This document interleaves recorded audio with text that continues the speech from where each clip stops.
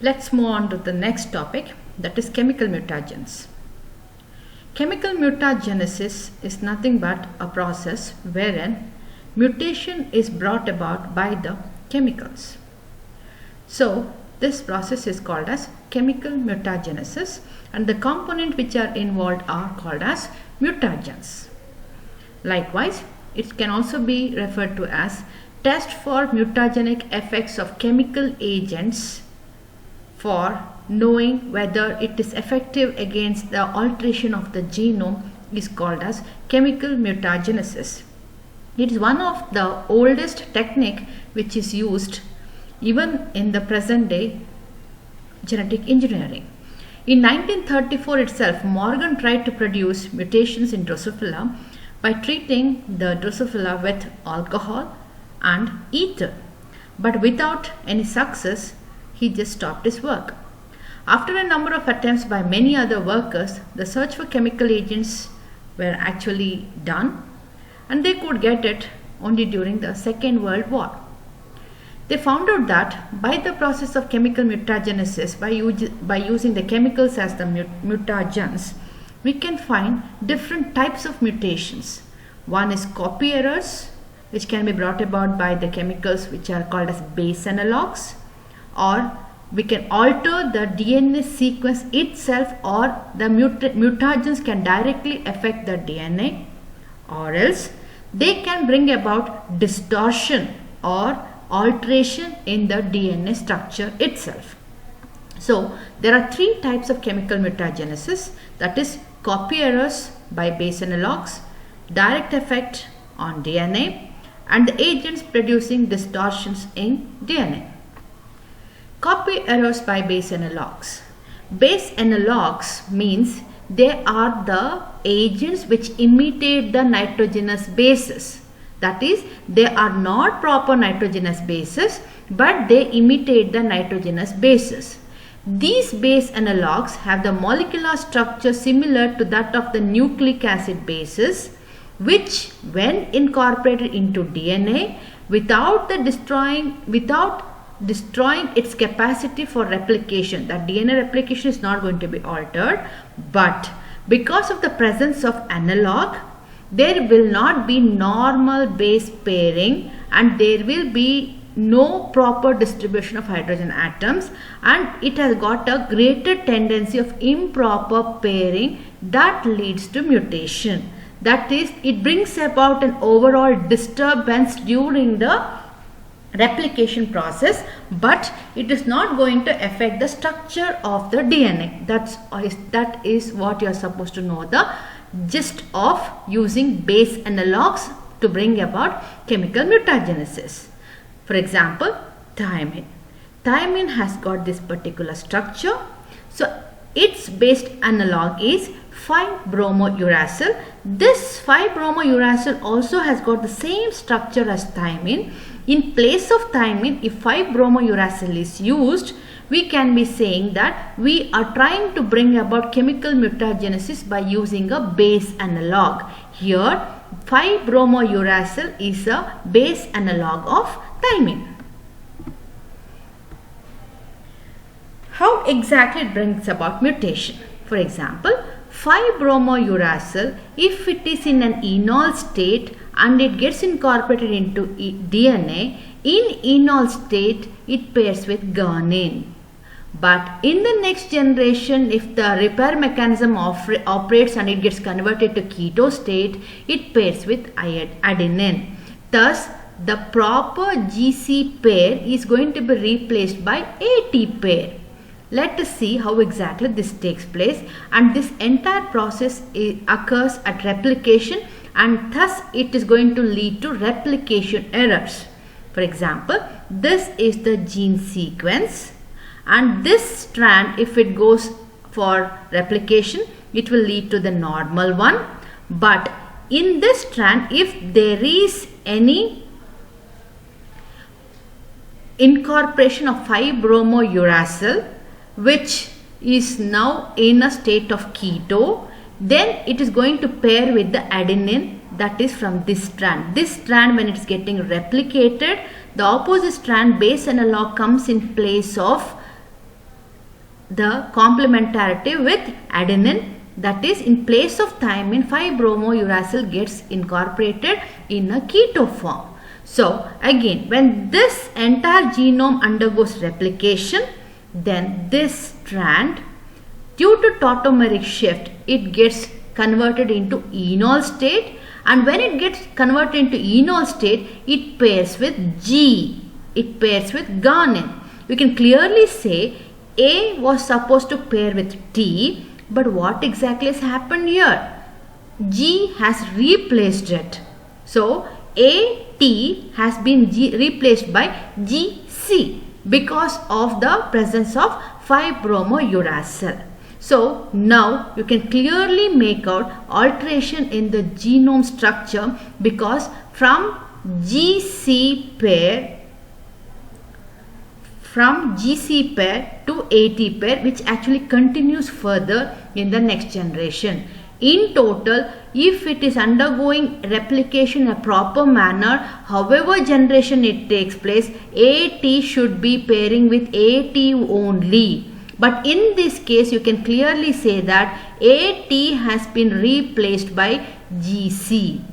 AT has been replaced by GC. That's why we call it as mutation, which has been brought about by a base analog 5-bromouracil. Next is direct effect on DNA. These agents, they modify the purines or pyrimidines, and these agents examples are nitrous acid, hydroxylamine, alkylating agents, etc. Adenine in presence of nitrous acid gets converted into hypoxanthine. This hypoxanthine is going to pair with cytosine.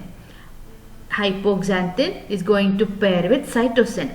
You can clearly see adenine was supposed to pair with thymine, but what is exactly happening here? Adenine has got converted into hypoxanthine, because of which it has attained the pairing with cytosine, which is a abnormal state.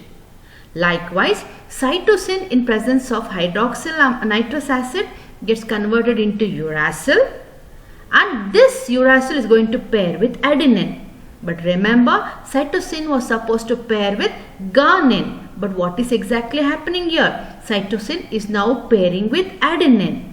So, nitrous acid is a very powerful mutagen which acts directly on the nucleic acid, replacing the amino group by hydroxyl groups, because of which there is distortion or impairment taking place in the DNA replication process. So this has a direct effect on the DNA. The next chemical is hydroxylamine. It reacts specifically with cytosine and converts it into modified base that is going to pair with adenine. Remember, instead of cytosine pairing with guanine, it is pairing with adenine, so that G pairing with C pair ultimately becomes an AT pair. So cytosine, in the presence of hydroxylamine, it gets modified and it is going to pair with adenine. In this way, the chemicals are going to alter the genome, thus bringing about the chemical mutagenesis. Next agent is alkylating agents. For example, ethyl methane sulfonate, it's called as EMS, has been used extensively in genetic engineering research. These alkylating agents impair the normal hydrogen bonding of the bases, causing mispairing of G with T. Remember, G was supposed to pair with C, but because of the presence of alkylating agent like EMS, it is pairing with T. This leads to alteration in the further generation, and it also induces recessive lethal mutations, specific locus mutation, translocation, dominant, lethal and partial and complete chromosomal loss, which was observed in the studies on Drosophila melanogaster. Ethyl methyl sulfonate is also known to cause lethal mutations, deletions, translocation and dominant lethals in silkworm Bombyx mori also. Next one is the chemical agents which bring about distortion in DNA. Certain fluorescent dye like acridine dyes like proflavin and acridine orange, they actually causes mutation by themselves getting inserted between the two nucleotide bases in the DNA structure itself. This might cause an alteration in the structure, because of which there will be distortion and resulting in deletion or insertion of bases during the DNA replication. This is the structure of an acridine dye and this is the structure of a proflavin. Let's see how exactly intercalation results in addition of the bases. This is a genome. In the presence of acridine dye, this acridine dye goes and incorporates itself between two bases over like this in one strand. So the opposite strand will be free. In the opposite strand, this space will be free. When this DNA molecule undergoes replication, this will be having a complementary strand which is going to be synthesized, and to the acridine dye, which is not a nitrogenous base but gap is going to be created, opposite strand will be having some unknown bases which will be incorporated over there. So this strand, the acridine dye has got incorporated. So in the opposite strand, something gets incorporated over there. So the genome will not be the same as the original. There will be alteration over here. However, in the opposite strand, in this strand, when the replication takes place, in the normal case itself, the replication takes place and it will be exactly similar to the native one. So in total, you should be knowing that this normal DNA structure will be altered into this genome if there is intercalation of any chemical component. Let's see radiation mutagenesis.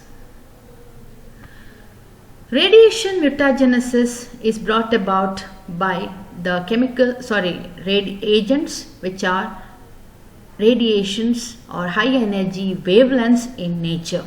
That is, the agents or the mutagens here are radiations. These are of two types: ionizing radiation and non-ionizing radiations. Ionizing radiations are high energy radiation which are capable of producing ionization in substances through which it passes. The process of ionization is nothing but this: when the wavelengths pass, this leads to dissociation of the neutral atom molecule or other species into ions, thus being in a state of ionized. For example, X-rays, alpha, beta, gamma and fast moving particles all come under ionizing radiation.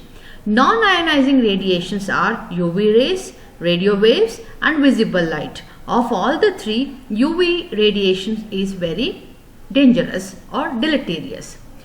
How exactly ionizing radiation damages the DNA? Ionizing radiation actually brings about the hydrogen bond breakage between the two complementary strands, or it might bring about to the double strand breakage, breaking the DNA into two, or it might cause pyrimidine dimer, or it might cause knocking off a nucleotide base leading to the base loss, or it can bring about alteration in the nitrogenous base leading to base change, or it might lead to cross-linking of the neighboring DNA, or it can lead to cross-linking of the strand which are nearby within the DNA strand itself, or it might lead to single strand breakage. Sometimes protein cross-linkage can also be seen. Apart from this, Ionizing radiation causes chromosomal type as well as chromatid type aberrations also, like terminal deletion, interstitial deletion, translocation, inversion, etc., which can be observed under compound microscope. Now let's see what is the effect of non-ionizing radiation on DNA molecule. Of the three I told you, the UV light is very much dangerous. This causes nitrogenous bases to become highly reactive free radicals, resulting instability in the DNA structure, which causes conversion of one base to another, that is a purine to another purine or a pyrimidine to another pyrimidine. The primary mutagenic effect of UV light is the production of dimers, that is thymine dimer or thymine cytosine dimer, like that. Dimer is two molecules which are fused together. Irradiation of the bacterial culture and subsequent extraction of DNA yields three possible types of pyrimidine dimers in DNA, that is thymine or thymine cytosine or cytosine, but to a varying extent. So this dimerization is observed in the native DNA because of the presence of ultraviolet light. Thymine, neighboring thymine, if they form a dimer, then that leads to thymine dimer formation, which will be released by the repair mechanism by photoreactivation itself. Likewise, here thymine, in this case thymine cytosine dimerization can also be formed, and this will also be repaired in nature by photoreactivation.